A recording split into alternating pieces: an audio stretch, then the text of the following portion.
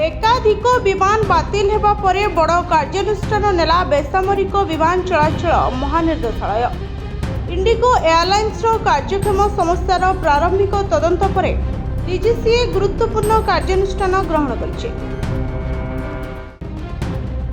दोषी साब्यस्त हेबा परे डीजीसीए इंडिगोर तत्वावधान करुथुबा 4 जण उड़ाण परिचालना निरीक्षकों को निलंबित करिछि। एही समस्त निरीक्षक इंडिगो विमान सुरक्षा एवं परिचालना जांच पई दायी थिले।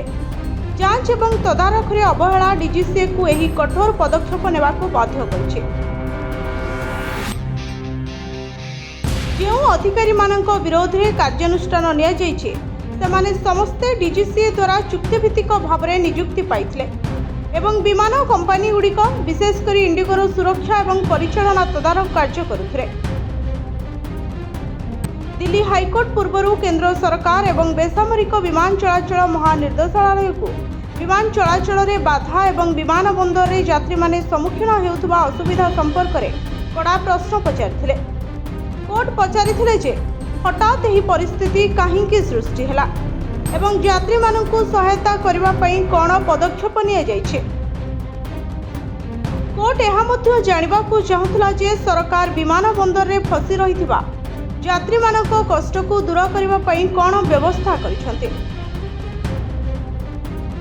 यात्री मानकु क्षतिपूरण देबा पई कोन पदक्षेप निया जाइछे। हाईकोर्ट एहा मध्ये कहितला जे एही प्रसंग केवल यात्री असुविधा पर्यंत सीमित नुहे बरं आर्थिक क्षति एवं सिस्टम विफलता सह मध्य जड़ित। देशर सबुठु बड़ एयरलाइंस इंडिगोर उड़ाण गुरुतर प्रभावित हेबारु देशव्यापी यात्री मानकु नाही नथिबा यंत्रणा भोगिबाकु पड़िथिला।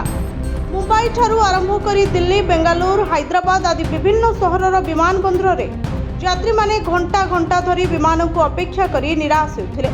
डिसेंबर 3 रे इंडिगोर 200 रु अधिक विमान उड़ाण बातिल होतिला।